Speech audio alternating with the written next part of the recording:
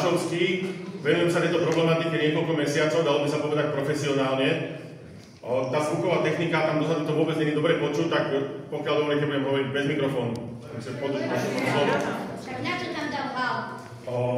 Najskôr by som opravil pána investora, my tu nie sme na to, aby sme nám predstavoval projekt. My sme to zišli na to, lebo občania vo väčšinovej miere oprávnených voličov podpísali výzvu na odstúpenie od zmluvy o výstavbe veterných parkov a preto sa zvolalo toto zastupiteľstvo a prišli sme to sem prebrať, opýtať sa poslancov, aký je ich postoj k tomuto a nejaké ďalšie veci. Založili sme stránku zapravdu.sk, kde tých štúdií k nehnuteľnostiam, je tam štúdia zo Škótska, kde sa píše o 50% poklese a v tých percentách vôbec nie sú zahrnuté nehnuteľnosti, ktoré sú nepredajné. Čiže v určitých lokalitách, boli sme aj za českým starostom, kde majú jednu 150 metrovú vrtulu, na vrchu tuto má 150 metrov, jednu tam majú. Môžeme pustiť to video aj do mikrofónu, kde starosta hovorí, že možná, když tam dneska pôjdete, nebudete nič slyšet. Ono, keď je takéto bezvetrie, tak je to v pohode, vrtulka tam stojí, trošku sa otáča. Ale prídou takové období, třeba týden v kuse, kdy občané slyší, ako kdyby im na dvoře přistával vrtulník. A týden nemôžu otevírať okna, nespí a hovorí, tí lidé tam doslova z toho šílejí. A vyzýva tam aj starostov, aj všetkých, ktorí budú takéto zámery podporovať, aby sa pripravili na obrovské problémy s ľuďma.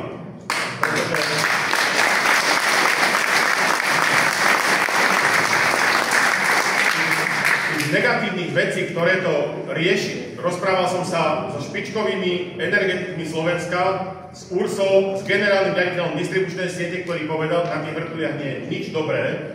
To vyrovnávanie toho napätia sieti je tak drahé, tá energia je tak nestabilná, proste to má toľko negatív od vibroakustiky, seismiziky, infrazvuku, hluku, tomu, jak to špatí tomu priestoru, ako jak to škodí, jak to likviduje vtáky, hmyz, netopiere, spomaluje to prúdenie vlastne, ako v týchto teplách. Ešte väčšie teplo. Môžeme reagovať? Nie! Počúvali dosť. Prosím vás. Môžem? Nie!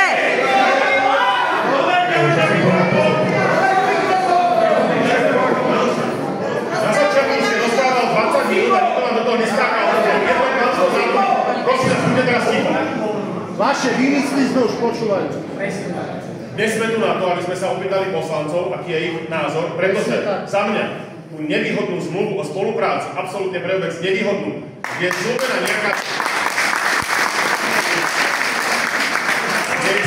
nejaká čiastka imaginárna, ale v ďalšom bode sa hovorí, že investor môže od zmluvy odstúpiť jednostranne v prípade nerentabilnosti výstavby alebo prevádzky projektu.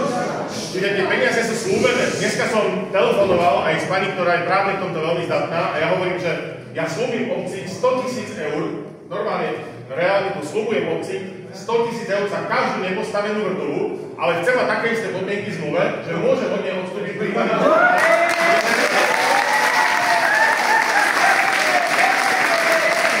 Dobre, môžeme reagovať. Nie! Tam 100 000. Podpíši som to proste takú zmluvu a proste ako toto tu môžeme zrušiť. Nie!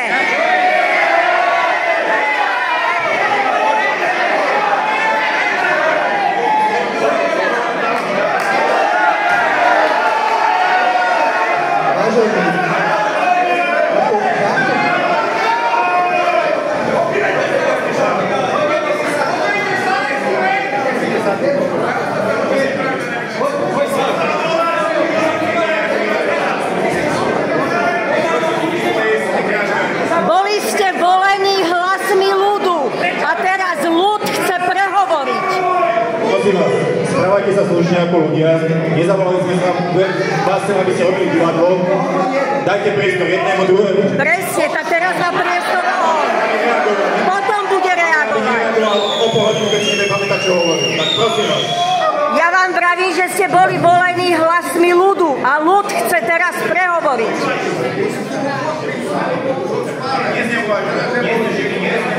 Nechajte ho dohovoriť! Nechajte ho dohovoriť! Ja som za to. Dobre,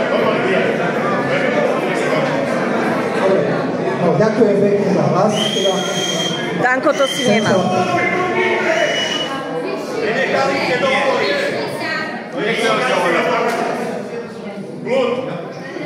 Čo sa týka s pánom starostom, ako to dopadlo, to video, ktoré ste zvedali na YouTube, ste postrihali. My sme volali s pánom starostom. Zásadné veci v tom rozhovore ste, neviem, sa nevynechali.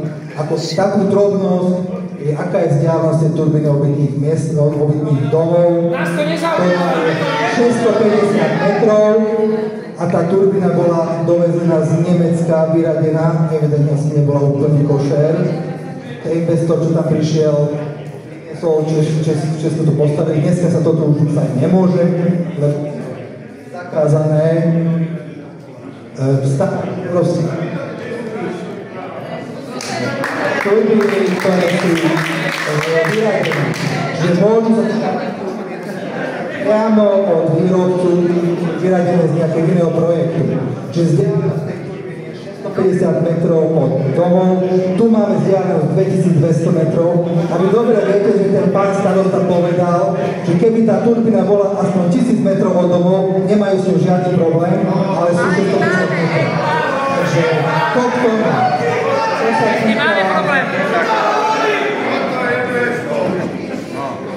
Máme štúdie slovenského profesora Žiarana, ktorý je profesor v oblasti vibroakustiky, ktorý hovorí o minimálnej zdravotnej bezpečnej vzdialenosti 15 km od obydlí.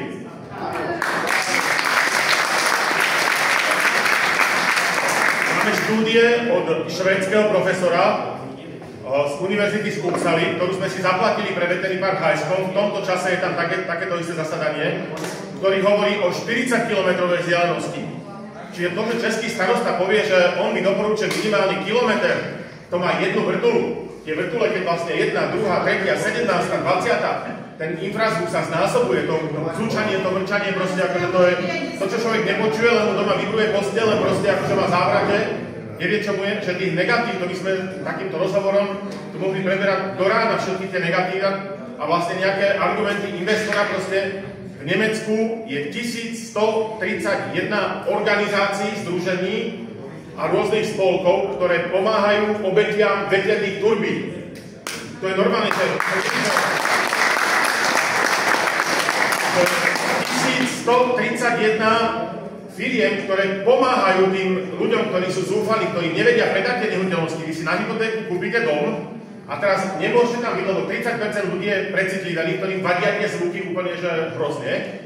Vy sa potrebujete odsťahovať, ale vy ste si zobrali, ja neviem, 150 000 hypotéku na ten dom a vy ho ani za 100 000 nemôžete predať.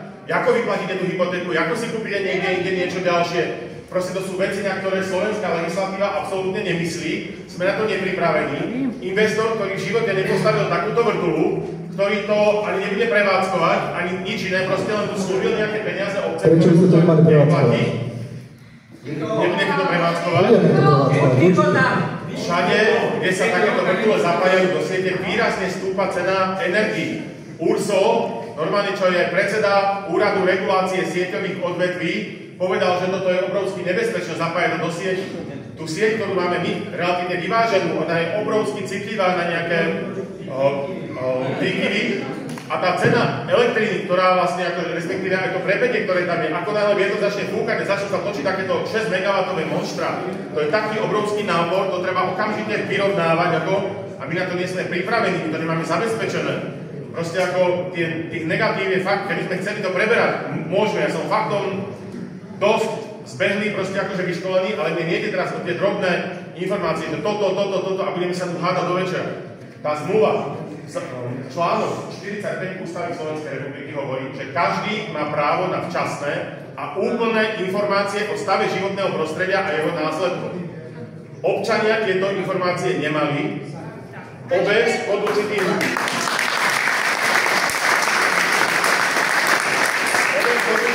tlakom investora s jednostrannými informáciami pristúpila k podpísaní zmluvy o spolupráci.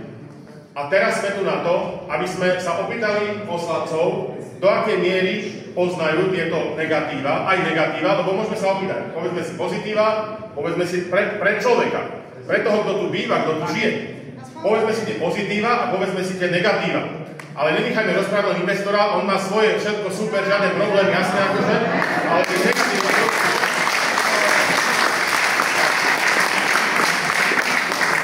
sa poslancov, aký majú na to názor, ako to vnímajú teraz, povedzte mi, že na ktorú oblasť života by sa prišlo toľkoto ľudí. To je jedno, že či to je polovica ľudí z obce, polovica ľudí z vedľajšej obce alebo z ďalšej. Toto je investícia, ktorá za mňa je najviac zaťažujúcou environmentálnou investíciou za posledných 30, 40, možno aj 50 rokov. A nikto tu neurobil úplne reálnu, objektívnu, verejnú diskusiu predtým, kedy by sme prišli v takomto počte, porozprávali si za a proti a uznesli sa tak dobre, toto tu chceme, alebo to tu nechceme. K takémuto niečomu nedošlo.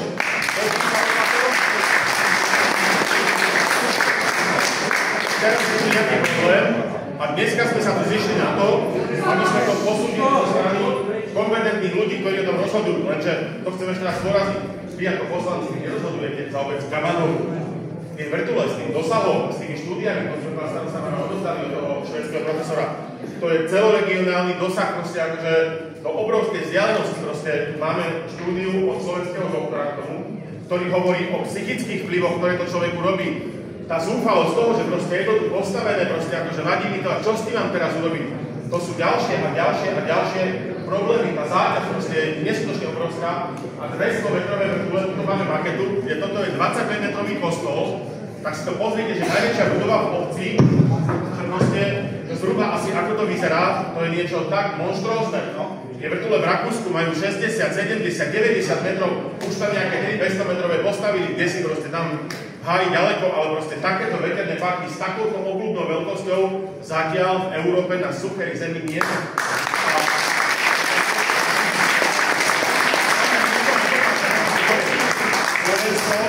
Slovensko má podpriemerné veterné podmienky. My, keďže chodíme k týmto parkom do Krnovca nad Váhom, do Hornej Kráľovej, do Drahoviec, na Záhorie veľa proste akože sú dediny, mestá, Belý, Radimov, Báb, proste tým by sa mohol menovať kopec, ktoré to posúdili a zamietli. Vlastne na Slovensku veterné podmienky, ako ste spomínal, že 6 až 9 metrov rýchlosť prúdenia vetru, prišali to mali 5 až 8 a ideálne podmienky pre takto obrovské vrtule, to má niekoľko desiatok tón, toto, čo sa točí, to není, že to má pár kilo. Ideálne prúdenie vetra je 15 až 22 metrov za sekundu. Že 15 až 22 metrov sú optimálne podmienky preto, aby taká vrtuľa sa mohla točiť a to musí byť vietor jednosmerný. U nás sa ten vietor mení, ten smer, čokoľvek, čo je takisto nevýhodné preto, má slabú výkonnosť a my to tu ideme vlastne zohýzdiť to prostredie, ťažiť kvalitu života ľuďom, ktorí tu žijú, proste a pritom nebude sa to ani zapájať, efektívne to nebude, prínosné to nebude, žije to z dotácií, z umelo vymyslených peňazí, ktoré sa dajú zrušiť.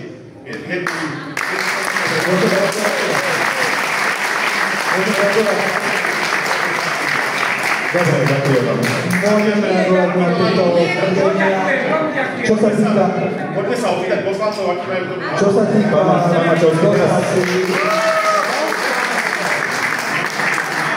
Hovoríte, že ten kostolík má 25 metrov? Janko má 25 metrov? 25 a táto turbína no je 250. A to biele je 200 a to nadrobené to by bola 250. Na 4, tu je 100, tu je 200. Takže toto je 300 metrová turbína, nie 200 ako na Kamanovej. Že aby sme si rozumeli, každý, kto trošku vie, tak vie, že to nie je 8-násobok. Môžem... Berem argumenty, ale nie demagogiu a zavádzanie. Starosta, vy si... Môžem reagovať teda na tie tvrdenia? Ja mám taký vplyv, že starosta sa prikláňa na pána investora a nepočúva svojich občanov. Teraz som ho videl, ako sa nejaký podnet.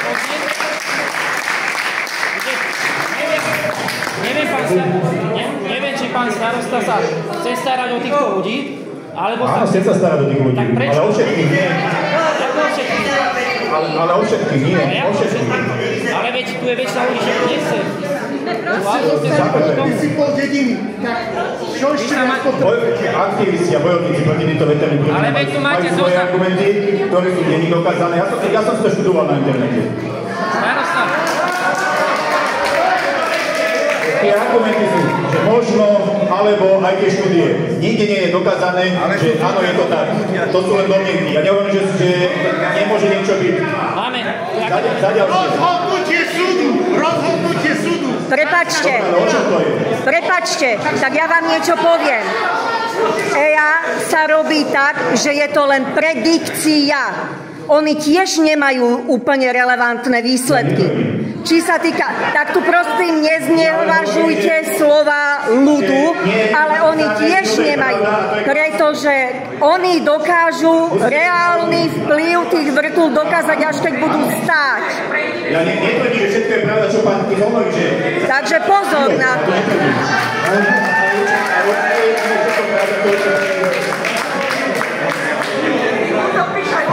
Môžeme sa takto dialogom pobaviť o tom. Pán starosta, čo nie je pravda z toho, čo som povedal? Môžem ja povedať, čo nie je pravda, čo som povedal? No a napríklad dotácie. Na Slovensku, dobre viete, ale malé by ste vedeli, keď za tomu vedajte, že na Slovensku na výstavbu veterných a prevádzku veterných elektrární žiadne dotácie nedostanete. Nikto. No z vlastných prostriedkov a z úveru. A za akých, keď máte základ, nemáte 5 eur? Máme, tak ako sme stávali, všetky veterné turbíny sa kombinovane stávajú z vlastných zdrojov a z úveru. Na Slovensku, dobre viete, že žiadne dotácie štát na výstavbu týchto zariadení nedáva. A kto vám dá úver? Som riaditeľom banky, riadil som OTP banku v Trnave. Mal som na starosti okrem bežného retailového bankovníctva korporátne bankovníctvo a následne som riadil celoslovenský pobočkovú sieť. Spoločnosti, ktorá má základné imanie 5 000 eur, vznikla v minulom roku, nemá žiadne skúsenosti a nič, žiadna banka na svete úver na takto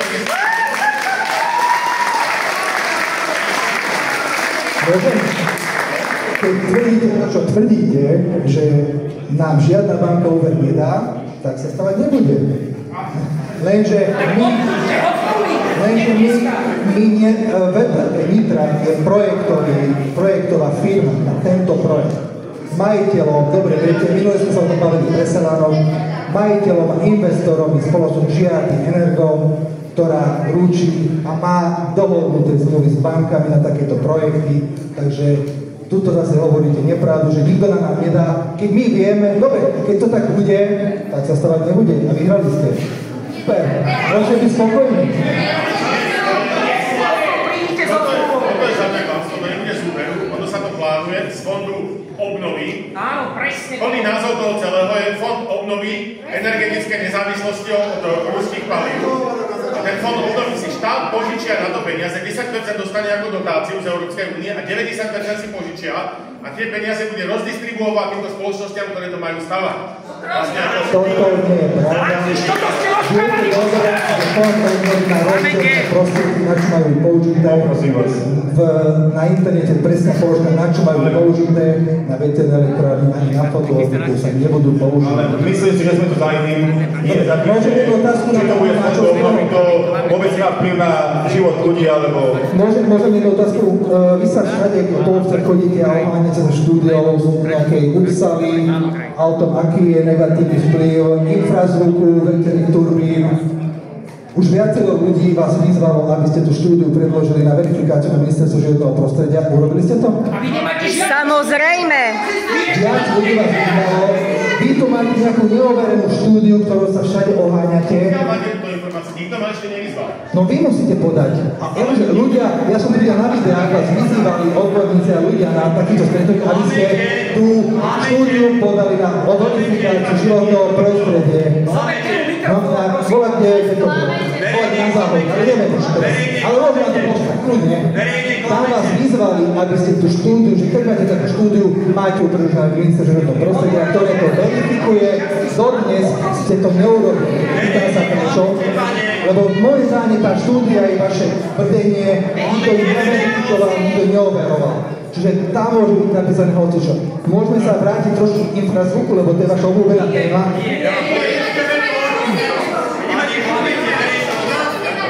Tú štúdiu vypracoval profesor Ken Matson, ktorý je svetový odborník v oblasti infrazvuku spôsobovaný veternými turbínami.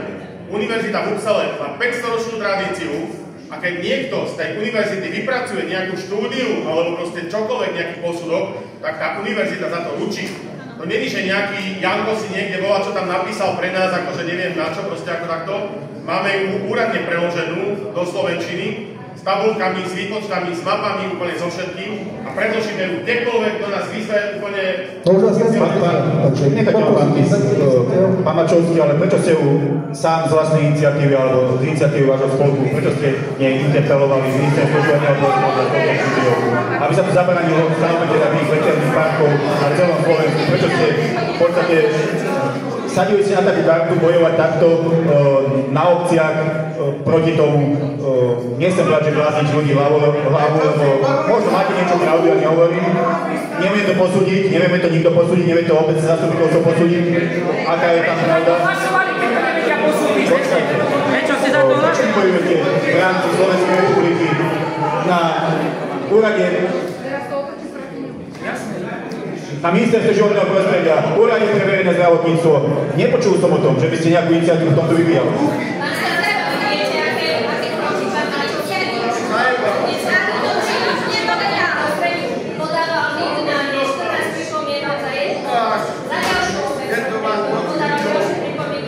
Ja nechcem za obec, ja chcem celkovo. Chcete nejaká štúdia? Ale ako môže celkovo, keď rieši každú obec samostatne? Však keď je nejaká štúdia o zdravotných problémoch, ktoré sa verí, že je niekto sa tým dá zaoberať. To nie je pravda, pani. Nie je odborníci, ani zastupiteľstvo. Vy môžete podať. Ako máme čomu veriť? Tak jak ste to mohli Máte slaviť? nejakú super štúdiu, ktoré veríte, môžete podať, že to proste ona to má kompletný odborníkom na posúdenie, či je verifikovaná a potom sa môže baviť. Momentálne je to len vaše súdenie nejakého papiera, ktorý nikto neverifikoval. Môžem ďalej?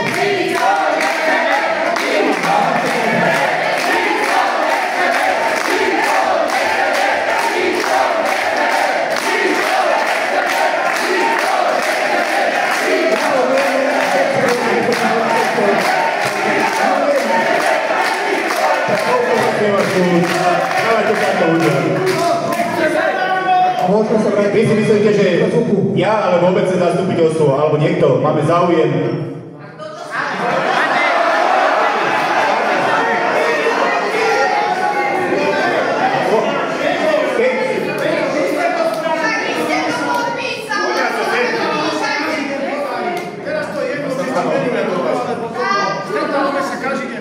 Chodívam si aj s obsom. Áno, však aj chodívam. Chodívam s obsom. A čo to má spoločné? Počkaj. Ale čo to má spoločné? Sú tu aj polovníci, sú tu šeráky. Čo to má s rotulami spoločné? Všetko. To je jedno, si ochotný sa na to stále dívať. Ja sa ťa len na to pýtam, nie je jedno, že či si to spravíte, alebo nie. Ja ti nehovorím. Rasto, ale o čo ide? Nevieme, či to škodí, neškodí.